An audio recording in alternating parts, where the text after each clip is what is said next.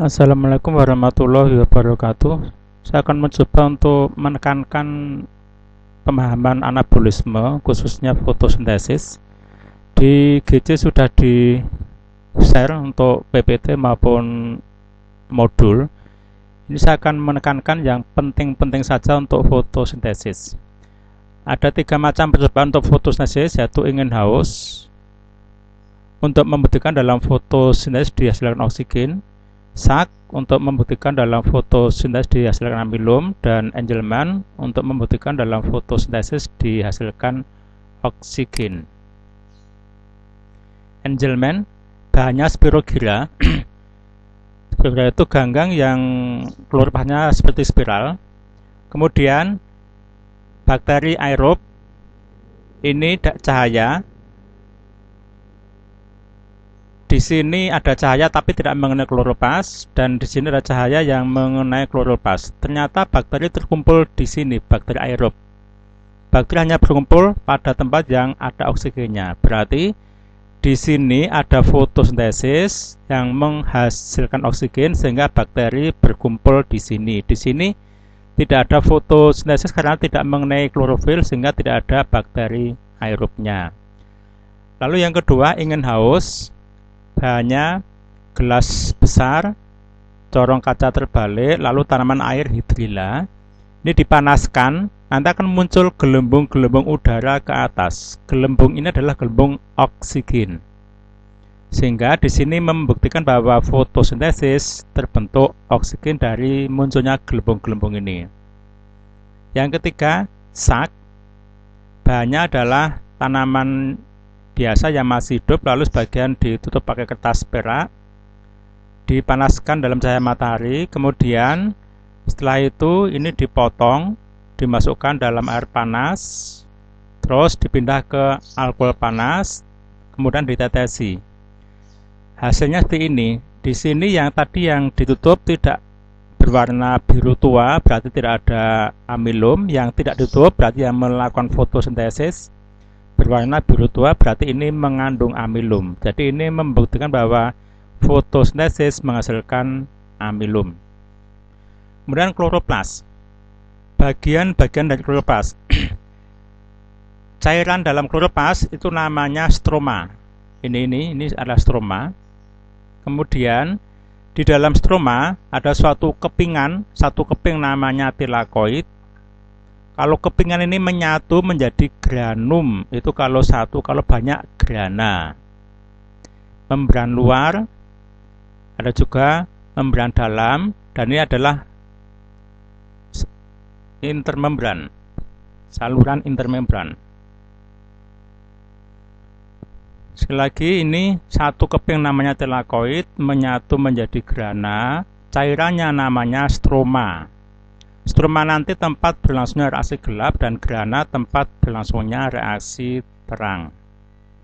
Kemudian spektrum gelombang elektromagnetik, gelombang radio, gelombang pendek, sinar inframerah, ultraviolet, sinar X, dan sinar gamma. Di antara UV dan infrared itu namanya cahaya tampak. Yang kalau mengalami difraksi itu merubah menjadi 7 macam warna: merah, jingga, kuning, hijau, biru, nila, ungu, masing-masing dengan panjang gelombang yang berbeda. Ungu itu 380 dan seterusnya, lalu merah itu 750.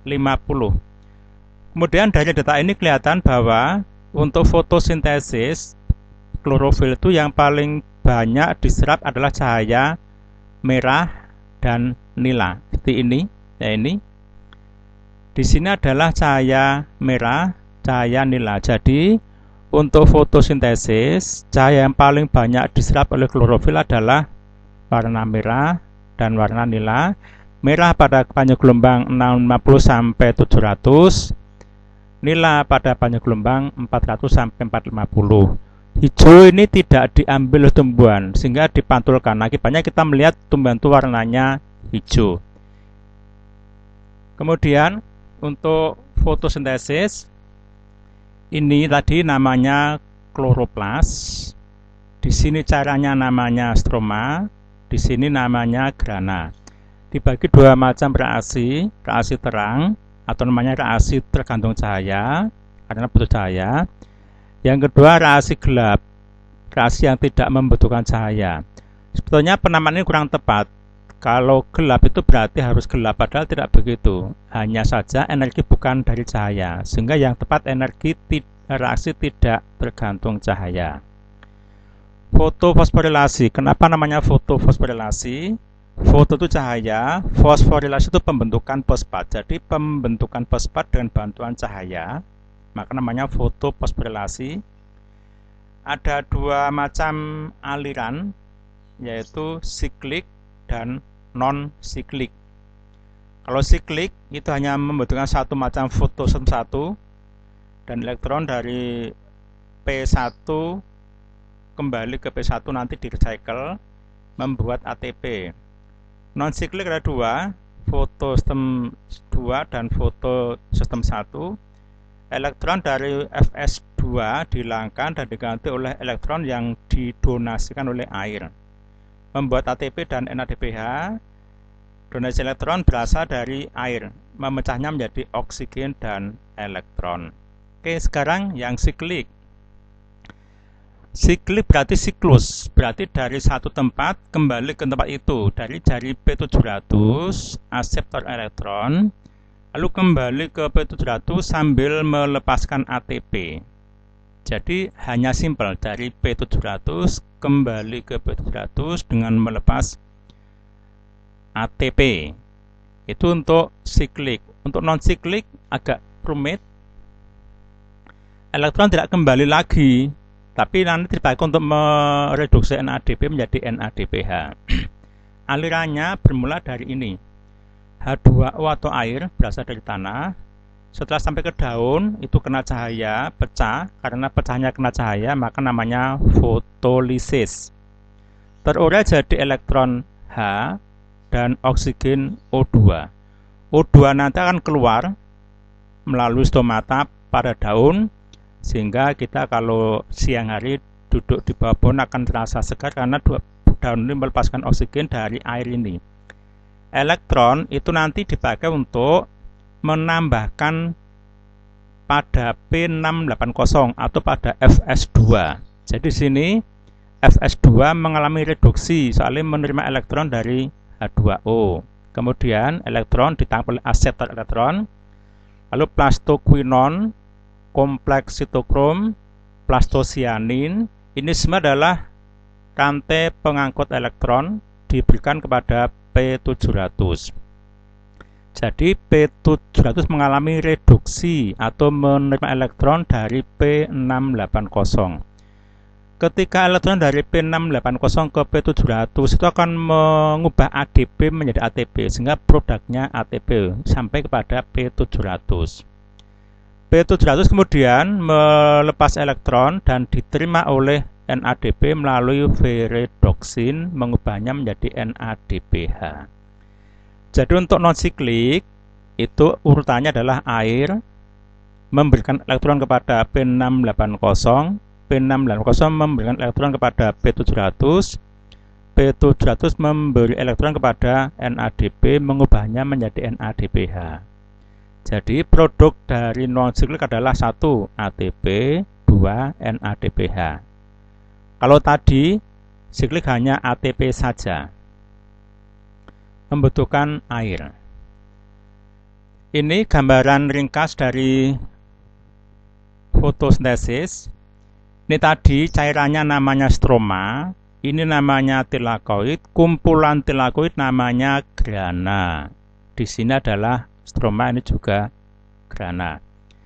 Di sini tempat berlangsungnya reaksi terang, menghasilkan ini NADPH dan ATP. Bahannya O2 melepaskan oksigen. O2 nanti ke udara, oksigen dari H2O dari akar. Lalu NADPH dan ATP nanti dipakai untuk masuk ke ini. Calvin cycle itu reaksi tidak tergantung cahaya atau reaksi gelap. Jadi ini berlangsung di stroma. Perbedaannya untuk siklik tadi sudah Fs yang terlibat hanya satu saja, yaitu foto sistem 1, yaitu P700. Kalau non-siklik ada 2, F1 dan Fs2. Elektron yang dilewati untuk siklik dari P700 kembali ke P700, untuk non-siklik dari air ke P680 ke P700, akhirnya ke NADP. Produknya siklik hanya ATP, untuk non-siklik kedua ATP dan NADPA, dan O2 itu akan keluar. Fotolisis siklik tidak ada karena tidak butuh air. Pada non-siklik ada, lalu air itu pada siklik tidak membutuhkan, sedangkan untuk non-siklik itu membutuhkan air.